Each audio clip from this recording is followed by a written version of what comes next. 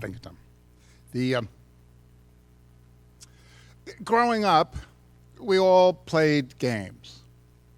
We did.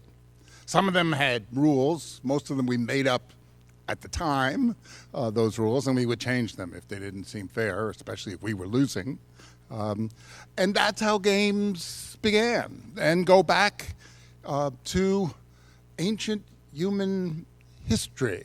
As I was teaching my sports law class yesterday, I was trying to explain that sports is preparation for the hunt. Develop eye-hand coordination, because you either got good at it or you starved. Today, certainly in the professional ranks, no one's starving. They're doing fine, and every so often they actually win at what they do and earn more money. This game business, this diversion, as some people see it, is big business. My current estimate is that the value worldwide on an annual income basis is sports earns $700 billion a year. Some game. Nice to be a part of it. And I can just sit in my office and write about it, and which is, of course, to the jealous observation of my colleagues on the faculty who have to write about real things. I thought this afternoon we'd go back into history and see how the $700 billion enterprise really began. And an important part of that history took place on our campus. As we will see, the first World Series was played on what is now Northeastern. It goes back to this lovely old lithograph to show you the first baseball game. In the 1840s in New York, lots of young men who either were immigrants or came in from the countryside, who took white-collar jobs, wanted to do something after work. And so whether on at Madison Square or other open areas, they would take a ball and throw it around, which, as you might imagine, got boring after a while, just throwing around the ball. Plus, the railroads had discovered Madison Square and bought all the territory and threw out all the ball players. And so these social groups of young men decided they needed a more organized activity. And so they created a committee. It sounds like something the law faculty would do. Immediately create a committee. And the committee's job was to write rules for their game of baseball. 2 words, baseball. The committee created for this social club, which was known as the Knickerbockers, a first set of rules. And the rules, again, which I taught to my students yesterday, are remarkably prescient in terms of how it became baseball today. If you saw the game on June 17th, 1846, that was played there on the heights of Hoboken, New Jersey. They had to go to New Jersey because there was not enough room in New York. But it was easy back then. You didn't have the George Washington Bridge or Holland Tunnel, let alone the Lincoln Tunnel. You took the ferry. You just jumped on the ferry and paid a couple of pennies, and you were there at the heights. They created that game. And it does look like our game today, with some notable differences. If you look at the lithograph, notice that the pitcher is not pitching from a mound. They wouldn't add the mound until later on in the century in order to help the field drain. They couldn't figure out a way to stop the rain. And the defensive players were standing on their base. There's the first baseman standing on first. second baseman on second, third baseman on third, and there's one guy in a little bit, so they called him a shortstop. It took them a while to realize they didn't have to stand on their base. The game developed.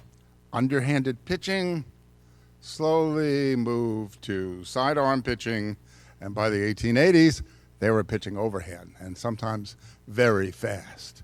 By the 1890s, it was estimated that pitchers were throwing in the mid-90s for their fastballs.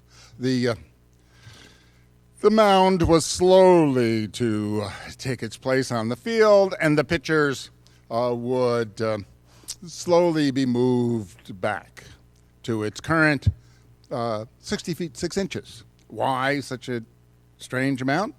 They just mismeasured. But, you know, that happens too. Even in our wonderful engineering school, they sometimes mismeasure. We do it all the time in the law school. And so the Knickerbockers created this game. The only problem was there was no one else to play. And competition is an essential part of the American character, and that included these white-collar workers from New York. There had been former members, however, of the Knickerbocker Club who had since gone on to spending more time at work, and they were invited to constitute what was called the New York Nine for this first game. And the retired players destroyed the current Knickerbocker top nine in the first game. The Knickerbockers weren't sure this was a good idea. They published a set of rules. They distributed. They got an important place in American baseball history. And then they concentrated on the far more important thing about baseball, which was the dinner which followed the baseball game.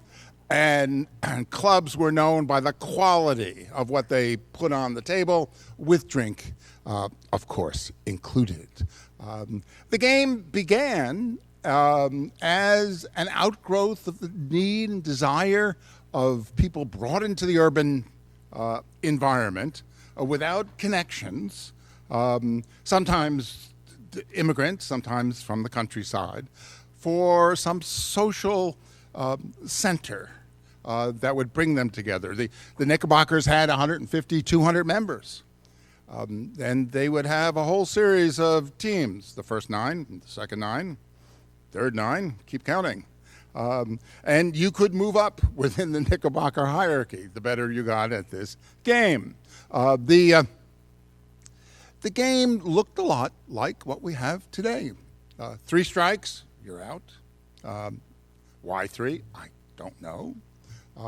Distance between the bases, they measured it between home and second, it was 42 paces.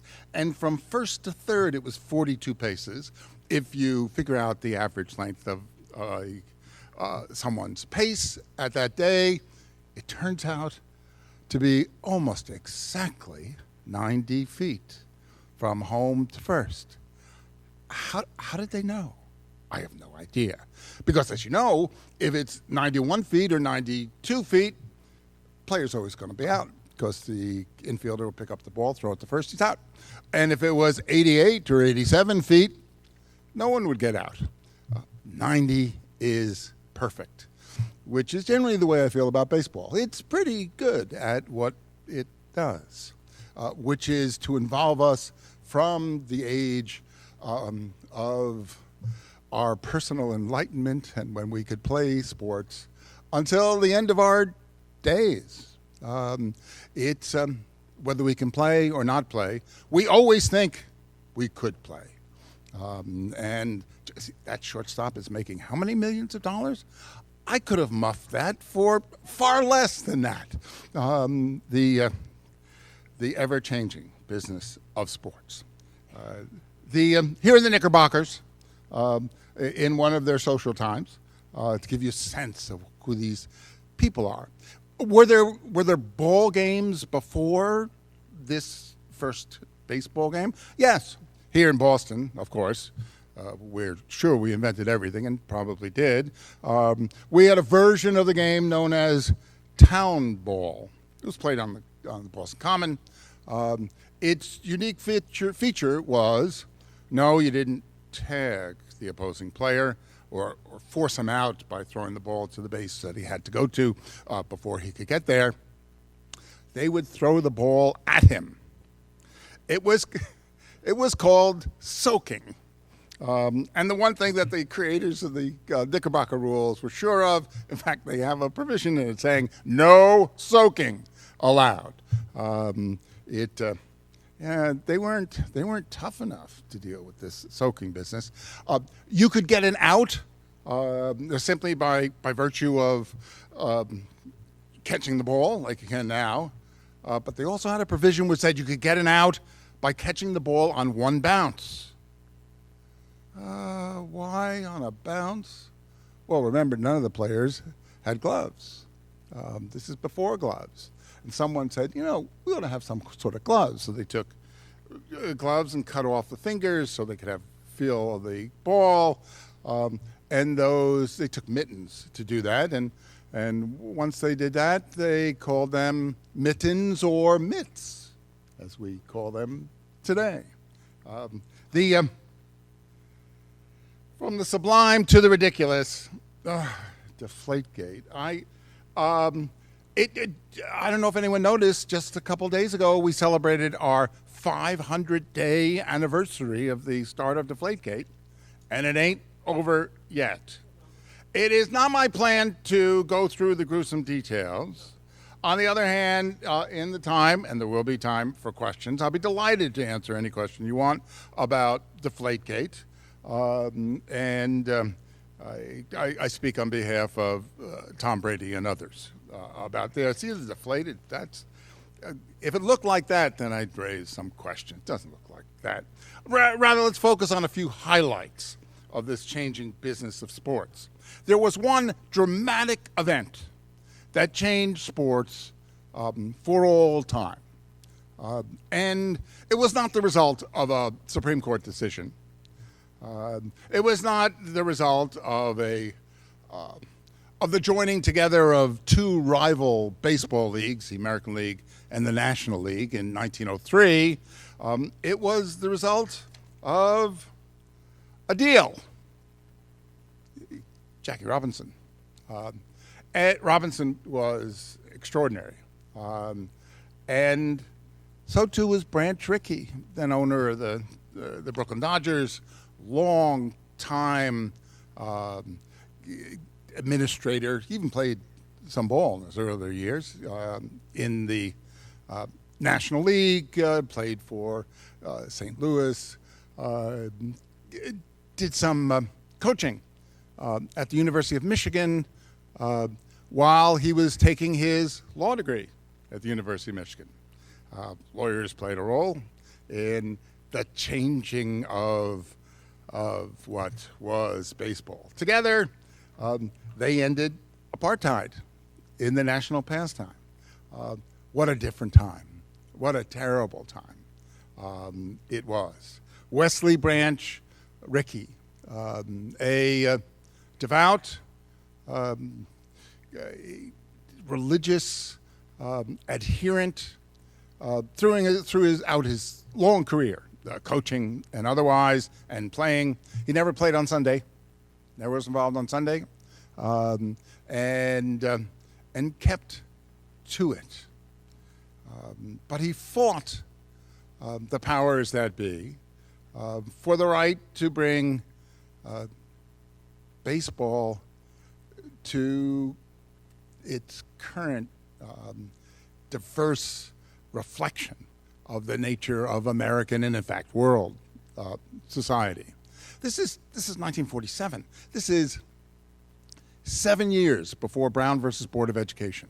That's remarkable that it would occur. He brought his plan to the then commissioner of baseball, known as Happy. His name was Happy Chandler, former senator from Kentucky, and he, which would not have suggested much promise to this idea. And he went to the commissioner and said, "Commissioner, this is what I plan to do." And Chandler said, can the guy play? And Ricky said, yeah, he can play. He said, well, I'll support you. And so he, too, deserves part of the credit for changing. Baseball, the Major League owners met. They voted 15-1 against dismantling apartheid in baseball. But there was only one vote that counted, and that was the commissioner. And the rest, as we know, is history. Today, of course, you can no longer say that baseball is our national pastime. It seems to last a long time. It lasts longer when the Red Sox finished last. It seems to be zooming by now that the Red Sox are two games ahead, which is rather extraordinary. And of course, baseball is a year-round activity. So too is football. And many more people find football to be consistent with their aggressive nature. You can't vote for football, but you can vote for Donald Trump, I guess. Well, it's one and the same. And anyway, Trump is yet to cause anyone concussions, I think. But we'll see. The football began long after baseball. There's the famous game between Rutgers and Princeton in 1869, where there is a story that a professor from Rutgers happened by these group of college boys who were playing what they later claimed was the first football game, and he shook his umbrella at them and said, "You will come to no good Christian end." And he was right, of course. They came to no good Christian end. They just beat up each other, and Rutgers prevailed. Since I'm a former dean at Rutgers Law School, I'm kind of proud of that. But the game was still a very amateur activity. And while it took root in many colleges, it was not an official college activity. These were, again, social clubs. Kids who got together and said, "We will challenge you." And the challenge matches did proceed. There were some instances of players of particular quality who were slipped some money under the table to participate on behalf of our hometown here in Western Pennsylvania, where a lot of this took place. But it was not until 1920 that the Shield was created. The Shield was not created in 1920, but the same feeling for the Shield. At a Hopmobile showroom in Canton, Ohio, on September 17th, 1920. There it is. There's the Hopmobile showroom.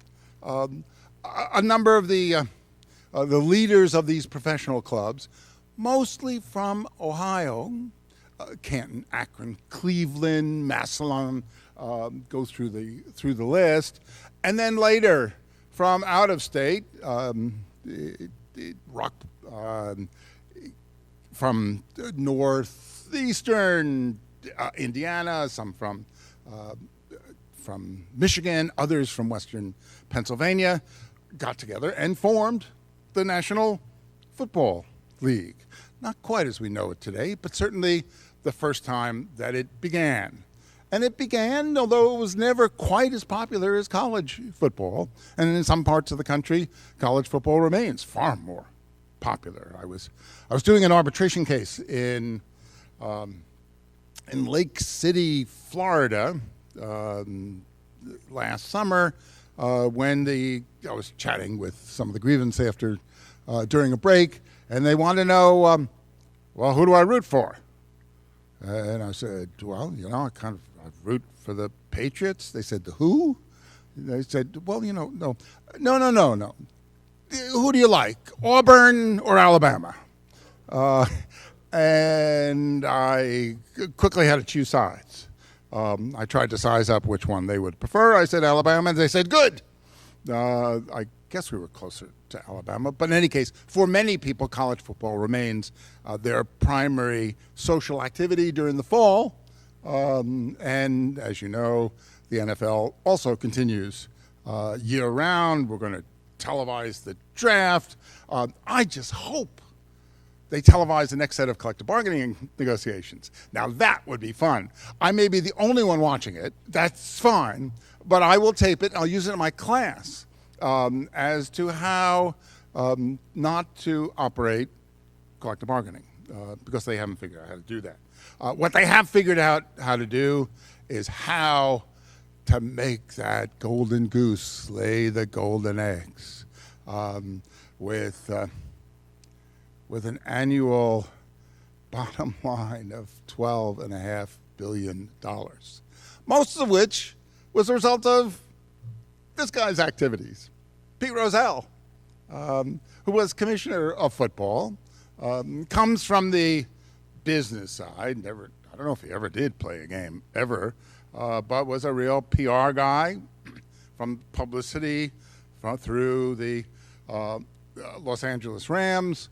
He was probably the most remarkable commissioner of all times in all sports. But what Pete Rozelle did with regard to the NFL is he was able to convince the owners of the big market teams, of the New York Football Giants, the Chicago Bears, the LA Rams, those that could produce an increment of income simply by virtue of the fact that they were in a big market and could sell their own television rights to local stations at a higher amount.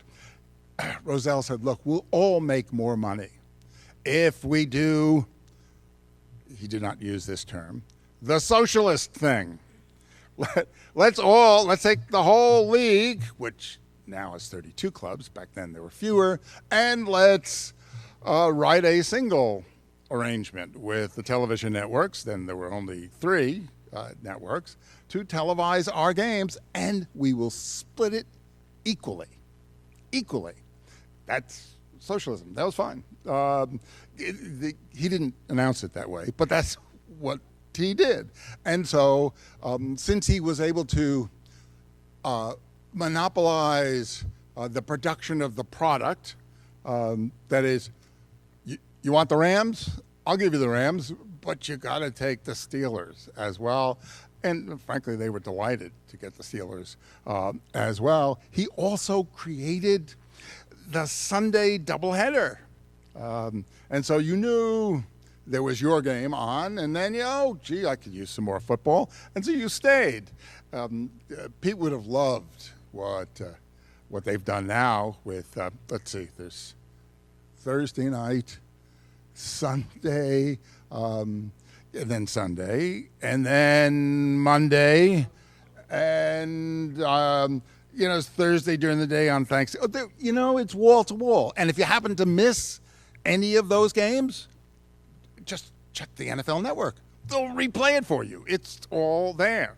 The beauty of professional sports entertainment is that it has to be watched live. As opposed to everything else on television, the 300 channels we have, where you can just put it in your DVR and watch it at your convenience. They won't reschedule the Patriots game at your convenience.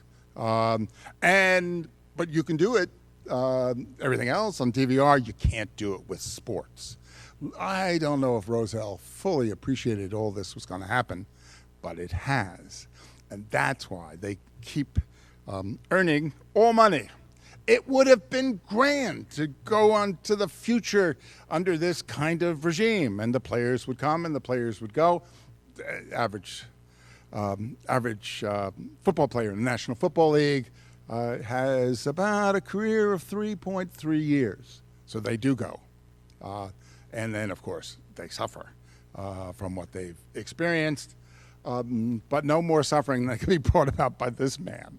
The employees, I know, they're stars.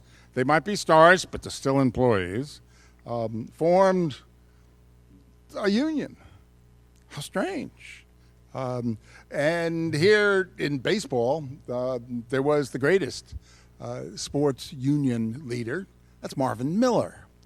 Miller, an economist from Brooklyn, had nothing in common with professional baseball players. No more different animals. He converted what was a fraternal organization of players into the strongest trade union in America. And the way he did it was really interesting. He was the executive committee, the Major League Baseball Players Association, agreed to have Miller be their first executive director. He said, no, not unless each team votes to have me as the executive director. And he went around in the spring training camps and met with the players. Well, the coaches and the manager and the general manager, not sure quite what to make of this animal, said, we're going to come to the meetings too. Could you imagine at the local union hall telling the story about how the supervisors all wanted to be in on our meetings. Yeah, right. That's not unionization. That's baseball. And they did come, and the players overwhelmingly voted for Miller. And I'm told that even some of the supervisors voted for Miller as well, saying, wait a minute, these guys can't be a union, like a real union. They're ball players. What do they do for a living? They catch grounders, or maybe hit doubles off the wall, at Fenway Park, which apparently is only about 10 feet behind shortstop. And so they didn't know what was happening. When Marvin Miller hit them with what was happening, the owners, frankly, could not believe it. You guys are going to what? Strike? Well, if you're going to strike, then what can we do? We can lock out. And it took 8 work stoppages over the next 20 years, more than 20 years, for the parties to realize this is no way to run a railroad, let alone Major League Baseball. I think in large part that was because Marvin Miller was a pain in the ass to deal with. He was. But also because the owners could not possibly believe that their pampered, they were not being paid the salaries they are today, their pampered elite ball players could have solidarity. But they did. These are young men who are extraordinarily talented. I know a couple of people who have played minor league baseball, some of whom come to law school shortly after realizing that their knee won't work anymore, or both knees won't work anymore. These were great players. In high school, I saw some of them play who would make it through the minor leagues. Only 1 out of 14 players who make it to a minor league level, whether it's A, AA, AAA, ever make it to the major leagues, even for a cup of coffee, as they say, even if they're up and they don't get a chance to bat or pitch. Those are very long odds among this extraordinarily talented group of athletes. So they knew their chances were slim, but if they made it, they wanted to make sure they had a fair shake. And Miller was there to talk for them. Here he is talking in front of a group of players in spring training. And so it's a cold winter in Springfield that may be unnecessarily duplicative, because it's normally a cold winter in Springfield. And Dr. James Naismith, Canadian, has come down to Springfield College, which met at the YMCA. Note that Northeastern University began at the YMCA with the founding in 1896 of the law school at the YMCA, and then the university grew from it. So I can feel for what Naismith was dealing with. Our students are very well behaved. His students were not very well behaved. And the dean of the university told Naismith, we've got to find something for these kids to do during the long winter. Spring, summer, fall, that's fine, but winter's too much. So Naismith invented the game of basketball. I mean, he literally sat down and invented the game of basketball. There he is with his peach basket and the ball. There are the peach baskets. He had the janitor nail them up. You know, those old gyms used to have a track around the second floor? Well, that track just happened to be 10 feet off the floor. That's why the baskets are 10 feet off the floor today. Nailed them up. The game was played. Someone made a basket. The time was called. Why was time called? Well, the ball's up there in the basket. And so the janitor had to come out with the ladder and climb up and get the ball out of the basket. And then they would have a jump ball to see who would get the next chance to throw the ball into the basket. Someone at some point explained to Naismith, you got to cut a hole in the basket. And he did cut a hole in the basket. He invented basketball in 1891. These are the women at Smith who figured out this is a good activity for women in college as well, and they played it first in 1892. Today, basketball is the second most popular sport in the world, and it was invented down the pike. If you have not been to the Hall of Fame, either baseball or basketball, I encourage you. Basketball's first, then keep going, and you'll make it to Cooperstown, which is lovely this time of year. And so you could learn about these sports firsthand. The World Series of 1903. And so I am walking to the tee from my office at the law school at Northeastern, and there is a plaque on the wall. And the plaque says, on this site, in 1903 was held the first World Series. I literally did not know that, even when I came to interview for the deanship. And I said, this is good. First of all, it's a good omen that I'm in the right place. And second of all, there's a story to tell about what happened here. And here's the story. There's the Huntington Avenue grounds. The Huntington Avenue grounds go from Huntington up here in front, with the side road being Forsyth, where, I don't know if you ever hear of Chicken Lou's? Chicken Lou's is right there on Forsyth, near where you would go buy your tickets to get in. The American League and National League fought for 2 seasons until the National League, which had existed for 25 years, gave up and said, okay, we don't want to fight anymore over paying players. You stolen all our great players. They did. And we can make a lot more money if we don't fight. They signed what was called the Cincinnati Peace Agreement, which basically said, we'll do what you want to do, as long as we can have a reserve system, which will allow us to keep our own players. And they played the 1903 season together. Season ended, and what do we do now? Well, the season ended in September. There's plenty of time to play some baseball. But they looked at the peace agreement. It doesn't say what we do after the season's over. Barney Dreyfus, a German-Jewish immigrant who settled in Pittsburgh and was told by his doctor, get more fresh air, and got involved with the ownership of the Pittsburgh club, then known as the Pirates, because they were always accused of stealing players from other teams, which they did. And Barney Dreyfus writes a note to the owner of the Boston club, then known as the Boston Americans. Sometimes they are wrongfully referred to as the Boston Pilgrims. They were not. They certainly were not the Boston Red Sox. Back then, that would take a couple more years to get to their current name.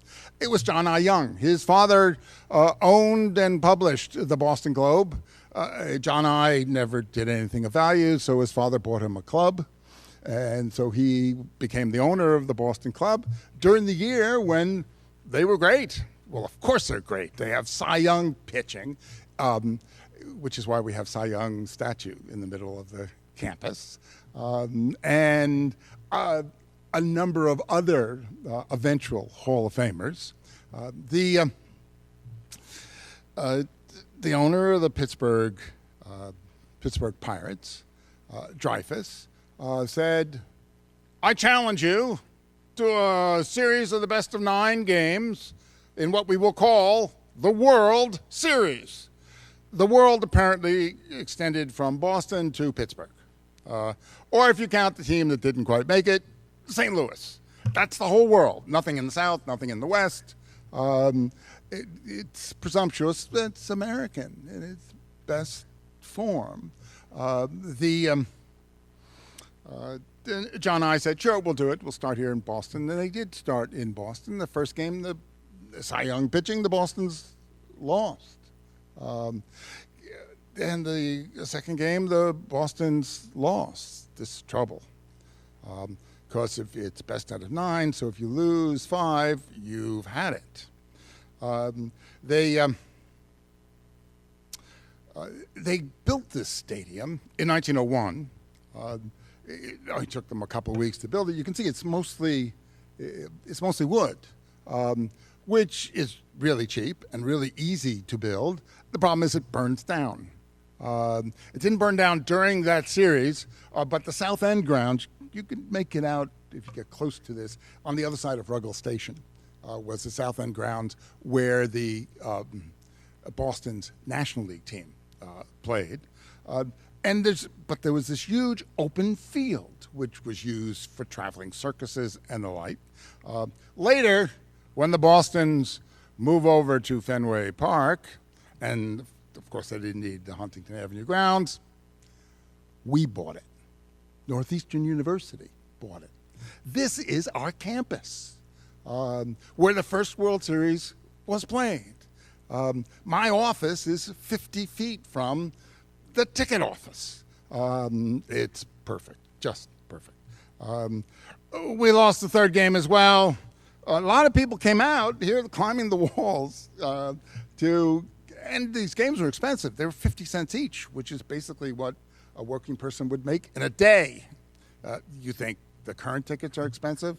These were expensive tickets. The Boston team had supporters that were called the Royal Rooters. When there wasn't enough room for them in the stands, they made room for them on the field.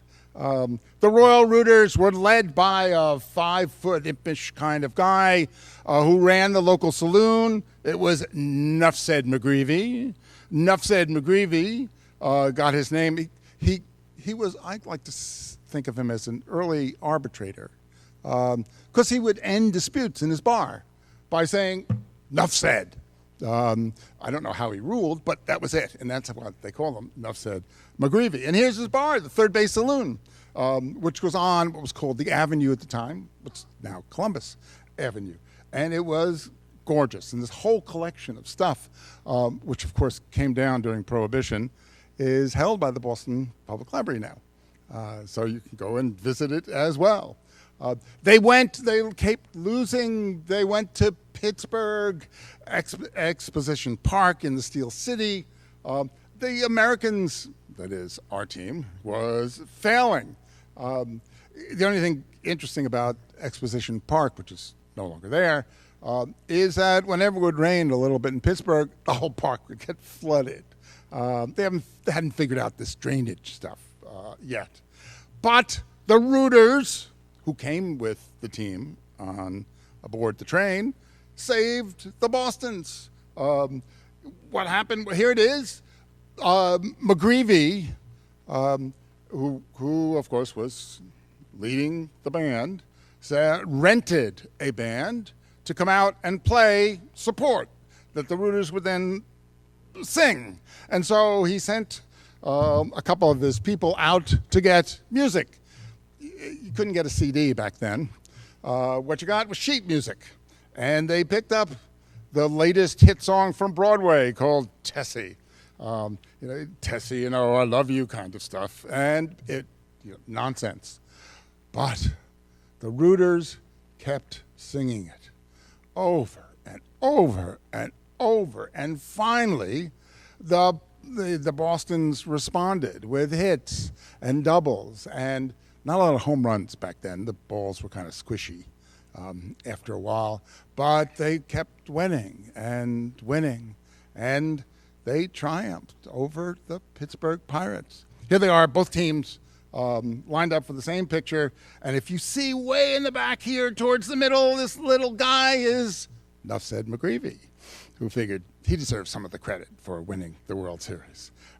If you want more information on the World Series, I've written a book. There's me and Cy on campus, and it's called The First World Series. I was interested, the games are interesting, and I talk about the games. What I find even more interesting is who was there at the games. Sure, there was the Irish from the South End, who by that time very much controlled the city bureaucracy, the police department, city officials as well. There were immigrants right off the boat. Any of you remember Bunny Solomon, trustee of the university, since passed away? Bunny and I were friends while I was dean, and I told Bunny about this book that I was writing about the First World Series, and he said, "Oh, you know, my father went to that World Series." And so I have a whole chapter about Bunny Solomon and his family coming off the boat from Eastern Europe and going right to the ballpark. Because if you're going to learn to be an American, you have to learn baseball. That seemed essential. And there's a rain check from the first World Series and a picture of the owner of Pittsburgh. And so, with the help of Tessie, they came back and won the World Series, 5-3, giving Boston the first World Championship. The ever-changing business of sports. It has changed from a kid's game, but it's still a kid's game. From a pastime to what is now an obsession for many people.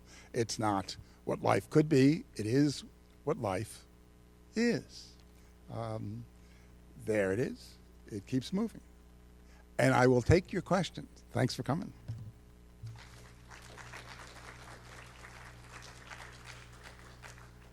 Yes, ma'am. Abner Doubleday. Abner Doubleday in 1837, living in Cooperstown, sketched out the diamond, which was the key to the game, and was forever ordained to be the inventor of baseball. It never happened. In 1837, Abner Doubleday was at West Point, where he was studying to be an officer, and indeed he was an officer. He was famous as being in command at Fort Sumter, and was the first, which was the first battle in Charleston Harbor of the Civil War. And so when baseball needed some explanation as to why this was a Native American game, they elevated him. He had great PR. But he has no plaque in the Hall of Fame because he didn't do anything involving baseball. Other questions, please. No one wants to know about Deflategate? Not a bit. Nope. Yep. Yes, ma'am. I'm not a fan, but our last name is Bruins. Ooh. You didn't mention hockey. You know, I didn't mention hockey because in large measure until well into the 20th century, hockey was a purely Canadian sport and was played on the ponds up across the border. And when the league began, the original 6, could you imagine starting a league with only 6 clubs? 4 of those 6 clubs were American clubs because there was a market for those clubs. And then in one year they decided to double their size, and now it's become a truly national game. I don't think it yet has the stature of basketball, football, and baseball. On the other hand, it's a great game. Doesn't televise very well. but it's terrific when you're there in person. It's the fastest game on ice. Questions? Any? Sir? You mentioned what your views are on the repetitive head injuries of football players. The head injuries of football players.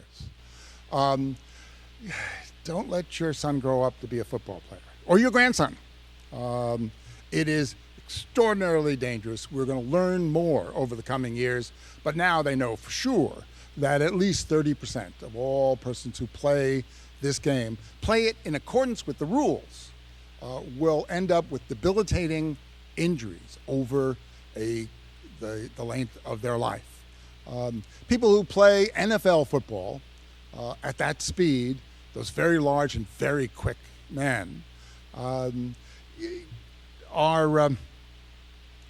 losing losing 3 years of their lifespan for every year they play in the NFL. Do they know that? Sure, they know that. Is it worth it? I don't know. You make your choice. Will the billion-dollar settlement of the concussion suits provide enough money? Unlikely. But at least the NFL stood up and said, we will do something without admitting we did anything wrong. I don't know if they did anything wrong. I don't know if the game can be played without those injuries. You can do certain things. No particular reason why the linemen, who are the ones who get injured the most, have to be in three-point stances, which ensures they're going to hit their head you do it standing up like they do in arena football. Fewer injuries there. There are ways to decrease but not eliminate the injuries, but for sure they will continue. Will the game stop as a result of these injuries? One problem, of course, is that these players who are so debilitated, physically, mentally, emotionally, and the like, are never in the public view when that happens. We don't see them being injured. We hear about it more, but not enough. And so I think it's going to take someone dying during a game for something to happen. I hope that does not happen because, frankly, for most Americans, it's just a wonderful thing to do in the fall and winter, as long as you inflate your footballs. Questions, sir? What are the avenues for a 20-year-old to get into the business of sports? There are some. There for undergraduates, there are sports management programs. I'm not sure that we have one at Northeastern, but we certainly should, which introduces the students to the structures of the sport and the business issues that arise in terms of franchising and building facilities and the like. When you're a student at Northeastern, of course, as you know, you have the advantage of co-op, and there are lots of our undergraduates who do co-ops for the Red Sox and the Kraft organization. I always recommend that students who are about 20 and thinking about entering the sports business go to law school, because that certainly helps. It helps you break in. When you have a business, which is not limited to what goes on Sunday afternoon, but includes apparel and travel and medicine and 25 other sneakers, New Balance. There are those jobs that are available, and co-op is a good way to start. Questions? Ma'am. Yes, it's interesting. You didn't mention the number one sport of the world, which would be... Oh, yes, well, I was going to ask you. But first, to get the answer of the number one sport in the world, what's the number 3 sport in the world? It's blank, basketball, blank. Give me the last blank. What? And this is a surprise. What? I'm sorry? No, well, soccer is number 1, or what is appropriately called football everywhere else, as opposed to here where we call it soccer. Third, most popular sport? Rugby? Rugby would be a good choice. Nope. Well, it's cricket. Indeed, it is cricket. Thank you, British Empire. It had people playing this cricket. There's one British author in the 19th century said, the British do not have a great sense of eternity, which was why they invented cricket. Could you imagine how many? This is the third day that we're playing this match.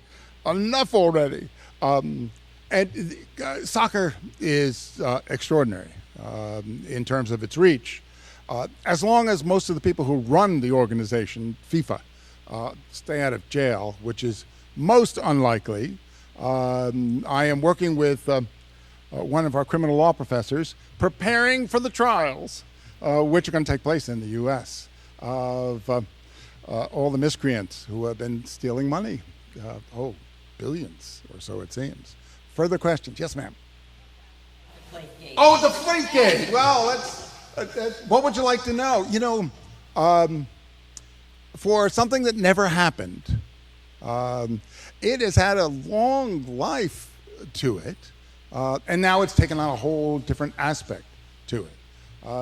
I can recommend lots of interesting things to read. Dan Goldberg, who's a just terrific lawyer in downtown Boston, came to my class last quarter to talk about sports lawyering in real life. He wrote and writes everything that the Kraft organization sends out for the Patriots. Now, of course, it's become a fight in the Second Circuit Court of Appeals between what's the power of the commissioner. They keep on calling him an arbitrator. He's not an arbitrator. He's a management official.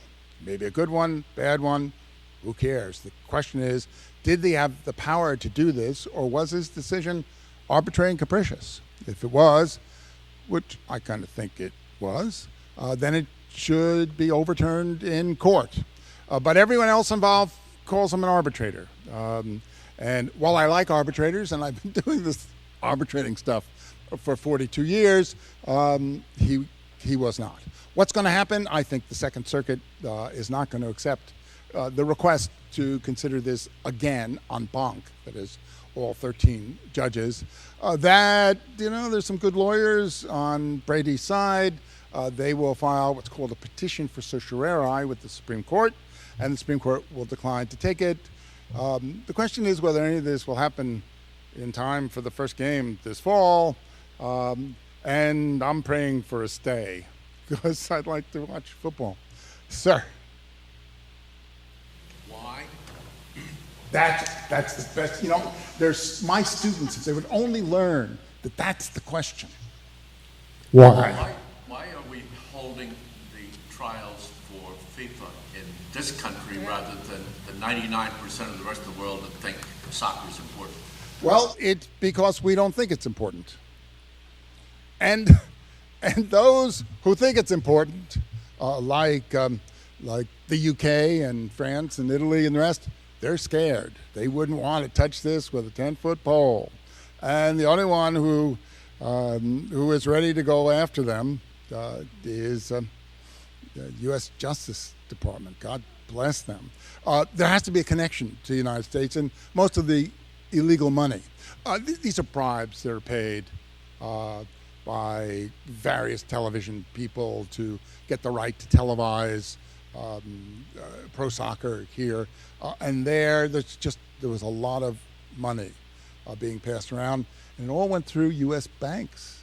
That's the nexus. That's the connection to the U.S. That's enough. Good. Further questions, sir? From your view, do you think the Olympics will continue as they are in years? Well, I'm a little worried about the Olympics this summer. If you're going to Rio, bring your bug spray, okay? I had yesterday in my class, my PowerPoint, which had the two most evil players in sports today. I had Sepp Blatter from FIFA. And then the second one, I had a mosquito. With Zika, it's going to be nasty. It simply does not pay to hold the Olympics. No one who was associated with Boston's ill-fated effort to get the Olympics thought it was going to be a money-making proposition. It was going to be to the greater glory of the hub, which is important. Goodwill is really important. It would have been just a disaster in terms of how it would have impacted on all of us, unless, of course, you stay out here in the suburbs, which is a good idea. Maybe we'll move the whole university out here to the suburbs. I think someone at some point will say, let's just build a really nice place for the games in, I don't know, Athens. Wouldn't that be nice? It'd be pretty good for the Greek economy that could use some help. Will that happen? No.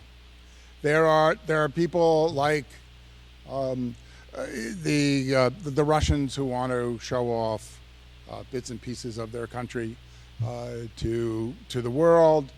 There are same problem with the World Cup. Imagine building all those stadiums.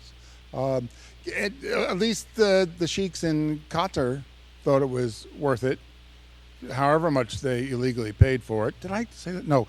They might have illegally paid for it, or so the rumors are. I think things will change with regard to international sports. Things always change. The question is whether they change for the better. We'll just have to see. Good. Oh, one more question. Last question. Yes. Is there any way to get these sports teams to pay for their own stadiums, et cetera? Well, I think there's a real problem. This will not come as a surprise. With greed. Greed is good, or so the owners say. And it was not always the case. Fenway Park was not built with state money. It was built as an attraction to sell the real estate that was owned by the owners of the Red Sox at the time. And they said, we got to develop it. There's nothing else around. So they built the stadium with no input from the city. No one would have thought of it. I've written some on why states and counties and cities come up with $500 million or $1 billion to support the building of what is a private enterprise. They don't do that for Walmart, because I don't think they do that for Walmart. But it's the same thing. A business is a business. I think that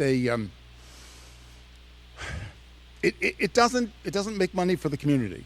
The jobs are seasonal jobs, and they're low-paying jobs. Once you've built the complex, the construction unions love it for a while. Then they go on and build another public-supported stadium, and you just have to keep building new ones. They're building another one in Atlanta. Didn't they just finish one last week? They just keep building things. The politicians do it because it provides political value. No one has ever been defeated by coming up with public money to keep the club in town until we defeat them, and we can't defeat them. Economists are, to a person, agreeing that public support of private enterprise of rich billionaire owners simply doesn't make any sense. But I hope I've made some sense today, and if I can answer any questions, my email is on the Northeastern email list. Just look under the law school. I'm the first one, alphabetical, and I'll be delighted to answer any questions you have. It's all yours.